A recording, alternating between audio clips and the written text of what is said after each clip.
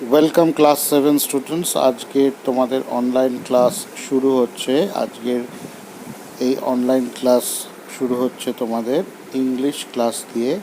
তোমরা তোমাদের ব্লসমস বলে যে ইংলিশ বইটা দেওয়া হয়েছে স্কুল থেকে, সেই বইটা চটপট খুলে ফেলো। আশা করি তোমরা বইটা খুলেছ। তোমরা লেসন 1 যে চ্যাপ্টারটা আছে সেটা খুলে ফেলো, the book of nature, page number 6, 6 নম্বর পেজে আছে। একটু খুলে ফেলো বইটা। দ্য বুক অফ নেচার মানে কি? প্রকৃতির বই। লিখেছেন কে? পণ্ডিত জওয়াহরলাল নেহেরু। পণ্ডিত জওয়াহরলাল নেহেরুর ছবিটা এখানে দেখতে পাচ্ছ। আশা করি তোমরা চিনতে পেরেছ। ইনি ছিলেন আমাদের স্বাধীন ভারতবর্ষের প্রথম প্রধানমন্ত্রী বা প্রাইম মিনিস্টার। আমরা গল্প বা লেসনটা পড়া শুরু করার আগে আমরা একটু পণ্ডিত জওয়াহরলাল নেহেরু সম্পর্কে জেনে নিই। Pandit Jawaharlal Nehru was a great freedom fighter and the first prime minister of independent India. তাহলে কি বলল? যে একজন বিখ্যাত স্বাধীনতা সংগ্রামী ছিলেন এবং ভারতবর্ষ যখন স্বাধীন হলো ব্রিটিশ সাম্রাজ্য থেকে, তখন তিনি প্রথম প্রাইম মিনিস্টার হিসেবে নির্বাচিত হয়েছিলেন। এছাড়া কি বলেছে? He was a very good writer as well. তিনি একজন ভালো লেখকও ছিলেন। তিনি কিছু বই লিখেছিলেন। The discovery of India, glimpses of world history and autobiography আর some of his noted works. তার কিছু প্রখ্যাত বই হলো, বইগুলোর নাম দিয়েছে কি? Discovery of India, glimpses of world history and autobiography. During the late 1920s, 1920 শেষের দিকে, হি রোট, 1920 যে মানে 1920 শেষের দিকে বলতে গেলে বোঝাচ্ছে 1924, 28 বা 27 এইরকম টাইমে। He wrote a series of letters to his young daughter Indira to share his ideas. সে অনেকগুলো চিঠি লেখে তার মেয়েকে ইন্দিরা। সেই চিঠির মাধ্যমে সে তার চিন্তাভাবনা, তার জ্ঞান, সেগুলো সেই চিঠির মধ্যে রিফ্লেক্টেড হয় বা প্রকাশ পায়। আচ্ছা, ইন্দিরা কে ছিলেন?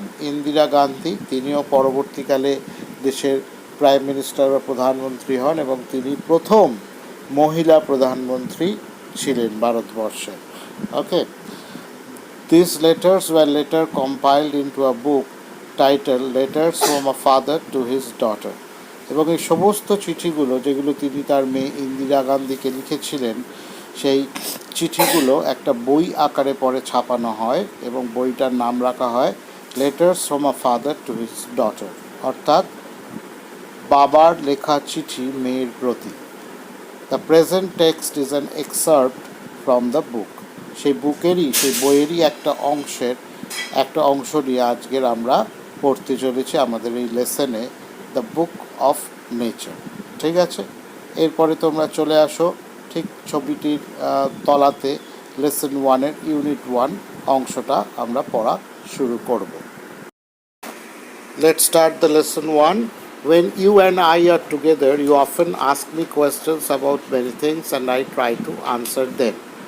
যখন বাবা আর মেয়ে, মানে ইউ মানে এখানে মেয়ের কথা বলছি ইন্দিরা, আর আই মানে পণ্ডিতজি, তারা দুজনে যখন ছিল তখন বাবা আর মেয়ে অনেক কথা বলতো, অনেক বিষয়।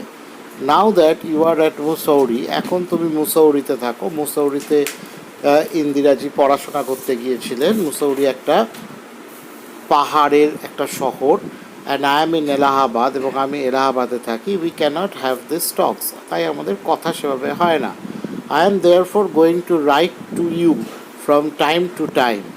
তাই এখন আমি তোমায় সময় সময় করে লিখব short accounts of the story of our earth. এবং সেই চিঠিতে আমি বিভিন্ন জিনিস বিশ্লেষণ করব। এখন আমি যেটা বিশ্লেষণ করব আমাদের পৃথিবীর গল্প, অ্যান্ড দ্য মেনি কান্ট্রিজ, এবং বিভিন্ন দেশের গল্প, গ্রেট অ্যান্ড স্মল, বড় এবং ছোট, into which it is divided. পৃথিবী বিভক্ত হয়ে গেছে বিভিন্ন দেশে, তাই তো? You have read a little about English history and Indian history. তুমি কিছুটা পড়েছো ইংলিশ হিস্ট্রি সম্পর্কে এবং ইন্ডিয়ান হিস্ট্রি সম্পর্কে, কারণ তখন ইংরেজদের ইতিহাস সম্পর্কে পড়তেই হতো, কারণ তখন ইংরেজরা আমাদের দেশে শাসন করছিল। But England is only a little island and India, though a big country, is only a small part of the earth's surface. England যে একটা শক্তিশালী দেশ, সাম্রাজ্যবাদী একটা শক্তি, সারা পৃথিবীতে তারা বিভিন্ন দেশকে নিজের অধীনে এনেছিল, সেই ইংল্যান্ড সেটা হলো একটা ছোট্ট দ্বীপ, আর ইন্ডিয়া সেটা একটা বিশাল দেশ। কিন্তু পৃথিবীর সাথে যদি তুলনা করা হয় তাহলে এরা খুবই ক্ষুদ্র। If we want to know something about the story of this world of ours, we must think of all countries and all peoples that have inhabited it.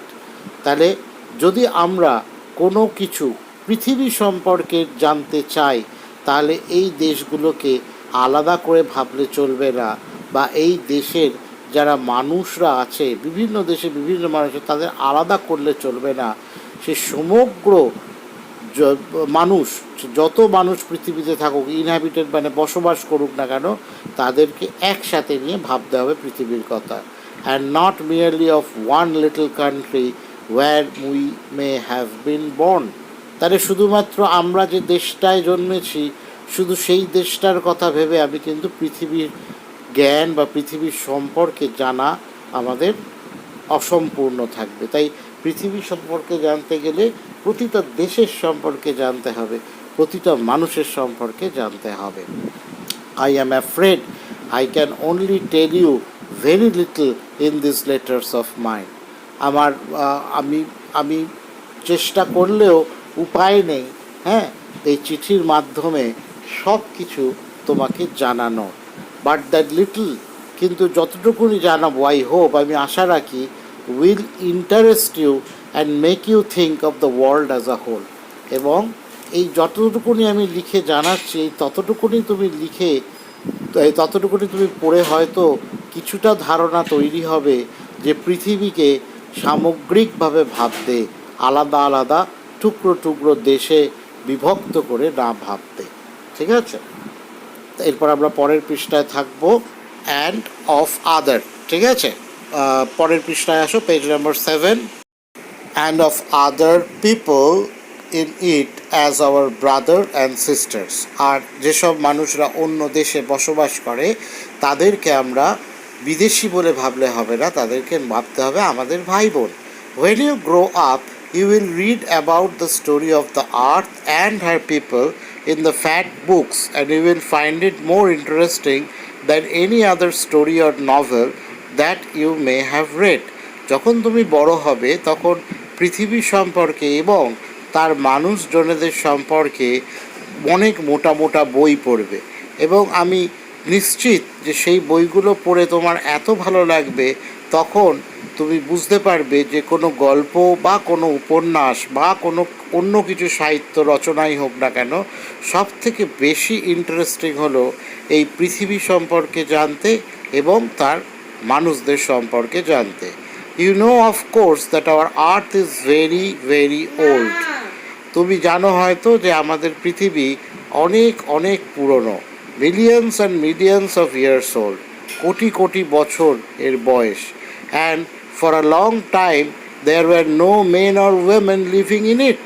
পৃথিবী যখন সৃষ্টি হয়েছিল তখনই কিন্তু মানুষ সৃষ্টি হয়নি, হ্যাঁ। তাহলে বহু বহু বছর ধরে এখানে কোনো প্রাণ ছিল না এবং মানুষও ছিল না। ওকে, তারপরে কি বলেছে দেখো, before the men came there were only animals. যখন মানুষ এই পৃথিবীতে আসেনি তখন কারা ছিল? অ্যানিমালস ছিল। অ্যান্ড বিফোর দ্য অ্যানিমালস এখনও আছে, তখন অন্য ধরনের অ্যানিমালস ছিল। অ্যান্ড বিফোর দ্য অ্যানিমালস, এবং অ্যানিমালস আসার আগে, there was a time when no kind of life existed on earth. যখন এই অ্যানিমালসদেরও আসার আগে তখন শুধু গাছপালা ছিল, তখন কোনো প্রাণী ছিল না। আবার গাছপালারও হওয়ার আগে তখন পৃথিবীতে কিছুই ছিল না। It is difficult to imagine. দেখো এই কটা তথ্য তুমি জেনে তুমি কীরকম যখন আমরা কোনো কিছু পড়ি তখন আমরা সেটা নিয়ে একটা মনে মনে ভাবি। দেখো এই জিনিসটা ভাবতে গিয়ে তুমি ঠিক ভেবে উঠতে পারছো না যে তাহলে পৃথিবীটা কীরকম দেখতে ছিল। তখন মানুষ ছিল না, মানুষ যখন ছিল না তখন জীবজন্তু ছিল, আবার জীবজন্তু যখন ছিল না তখন শুধু গাছপালা ছিল, আবার গাছপালাও যখন ছিল না তখন কীরকম দেখতে ছিল পৃথিবীটা। হয়তো এখন যেরকম মার্সের ছবি আমরা দেখতে পাই ঠিক সেই রকম দেখতে ছিল বা অন্য রকম দেখতে ছিল, সেটা কিন্তু আমরা কেউ দেখিনি। তাই কল্পনা করতে গিয়ে আমরা যেন হারিয়ে যাই যে ঠিক পৃথিবীটা কীরকম দেখতে ছিল তখন। এরপরে পরের অংশটায় আসবো, ছবিটার ঠিক নিচে দেওয়া যেটা বলেছে দেখো, which is so full today of all kinds of animals and men to be without them. তাহলে আমরা এখন যে পৃথিবী দেখি সেখানে সমস্ত রকমের জীব জগৎ আছে, জীব জন্তু, মানুষ, হ্যাঁ, গাছপালা।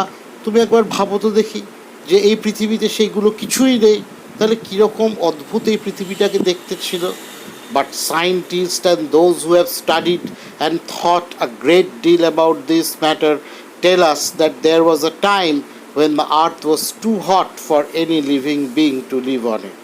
কিন্তু আমরা ভাবতে না পারলেও যারা সায়েন্টিস্ট, বিজ্ঞানী যারা, এবং যারা জিওলজিস্ট, যারা পৃথিবী ভূতত্ত্ববিদ, যারা পৃথিবী নিয়ে পড়াশোনা করে, তারা কিন্তু বলতে পেরেছে, তারা কিন্তু প্রমাণ পেয়েছে যে পৃথিবীতে একটা টাইমে যখন কিছুই ছিল না তখন পৃথিবী প্রচণ্ড গরম ছিল এবং সেই গরম পৃথিবীতে কোনো প্রাণী থাকতে পারত না। And if we read their books and study the rocks and fossils, we can ourselves see that this must have been so. Okay?